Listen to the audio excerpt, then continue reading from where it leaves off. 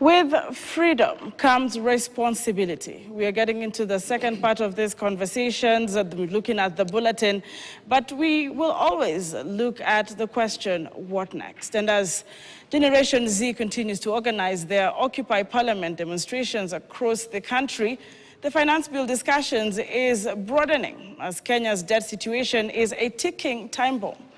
Our reporter, Vera Mora, takes us step by step on what a finance bill is and the stages it takes before it becomes an act. Afternoon session. The first question I will answer in this report is, what is a finance bill? This is a money bill as defined in Article 110 of the Constitution. Now, how does this money bill become an act? The government must first publish the revenue and expenditure estimates of the country in that financial year. The document then goes to a committee of Parliament, and the public is to be allowed to go through this document. Parliament then deliberates and votes the appropriation bill. Then the president signs, making it an appropriation act. At this point, the country can start discussing the finance bill. This bill has the revenue estimates, money citizens are expected to raise, and expenditure estimates on how the country expects to use that money. A clear indication that the public should finish the discussion of the appropriation bill and the budget first before the discussion on how they will raise the budget in the bill, but there are questions that beg. There is no particular act of parliament stipulating how public participation should be done.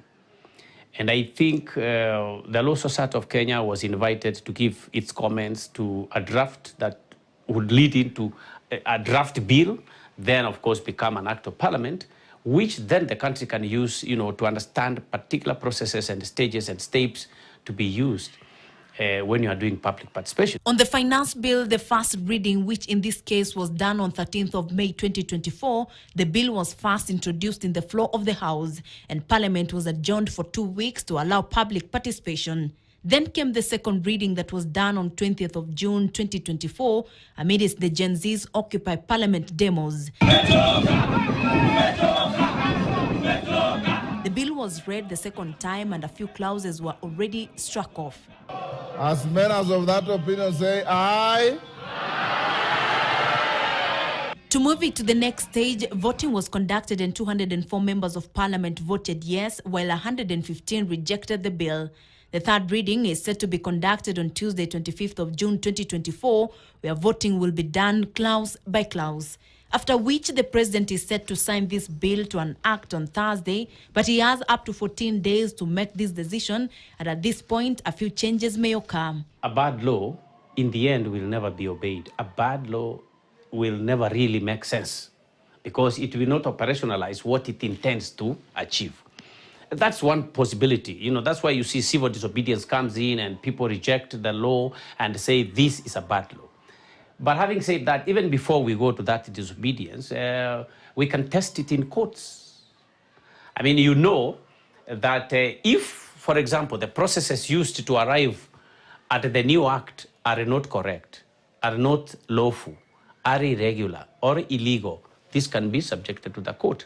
And the major point of testing this is public participation. Will the president listen to hustlers and the Gen Z's cry, even as the International Monetary Fund has been pushing the government of Kenya to implement strict austerity measures? Ordinarily, such measures come with increased taxes. Generation Z continues with its demos tomorrow, 25th of June 2024, across the country. In their Occupy Parliament demos, they want 2024 finance bill rejected. Vera Mora, KTN News, Nairobi. Well, ahead of Tuesday's protests against the Finance Bill 2024, Generation Z participants have proven to be organized and focused, utilizing technology and skills. From cleverly crafted posters to songs and